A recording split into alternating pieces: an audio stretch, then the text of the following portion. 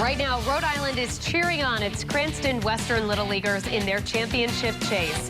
We have live pictures from the Thirsty Beaver Pub in Cranston, where fans are gathering to watch their hometown kids compete in the Little League World Series, their first game just minutes away. Our in-depth coverage begins with Sports Director Yanni Caracas. Yanni? Well, the wait is finally over. Cranston Western is on the field as we speak in Williamsport. First pitch set for 5:09 as the boys take on a tough South Carolina team in the first game of this double elimination tournament. Our Perry Russum has been with the team in Williamsport all along and joins us now live with more. Perry. Welcome to day one of the Little League World Series. Cranston Western starts their quest to win it all in just a matter of moments. A big day for these 13 players and their fans as well. And here we go. Cranston Western is starting their journey in the Little League World Series, and they brought their biggest fans, their parents. We're taking it all in. I mean, it's still kind of a little numbing to be here and watching all this stuff. 10,000 people watching the game. Just looking forward to watching the team out there on that field at 5 o'clock. The boys haven't been home since they left for the regional tournament in Bristol.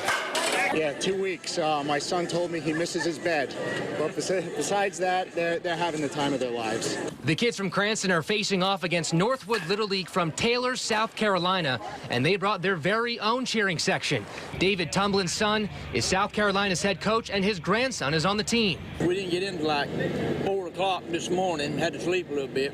It's just awesome. I'm looking forward to them doing their very best because they're good ball players. But we still have to see if they're better than those kids from Cranston. They're an amazing group of kids. They really are. Win or lose, we are thrilled. They are great kids, and they are fantastic. Can't say enough about them.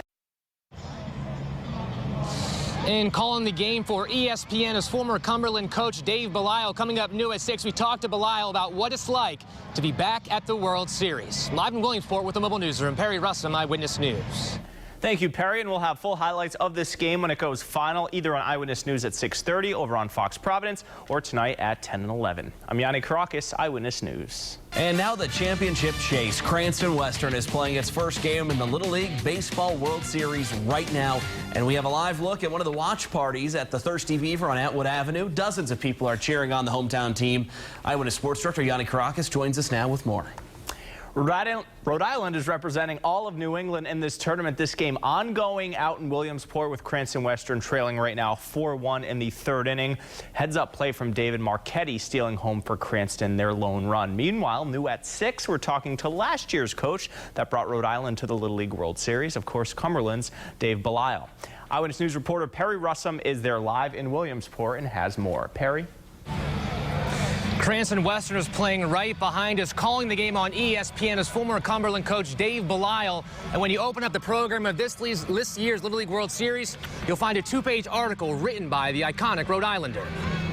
On pages 96 and 97 of the Little League World Series program is a 2-page reflection written by former Cumberland coach Dave Belisle. It's been a splendid experience to come back here and be part of it again. I know I'm not coaching, but I feel like I am.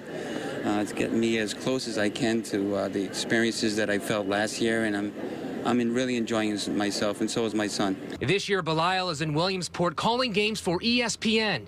He says the decision to take the job didn't come easily with the death of his wife, Nancy, who was fighting cancer. You know, I was hesitant at first because, you know, what I was going through back home with my wife, but after thinking about it and knowing that Johnny wanted to come back, my son, who experienced it last year. Belisle rose to the national spotlight last year after he gave his Cumberland team that inspirational speech. Rhode Island's a special place, and the memories that you saw in that speech, a lot of it has to do with where I, grew up, and the memories that I have associated with sports from Rhode Island.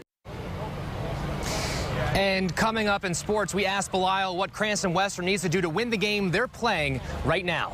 Live in Williamsport with the Mobile Newsroom, Perry Russum, Eyewitness News.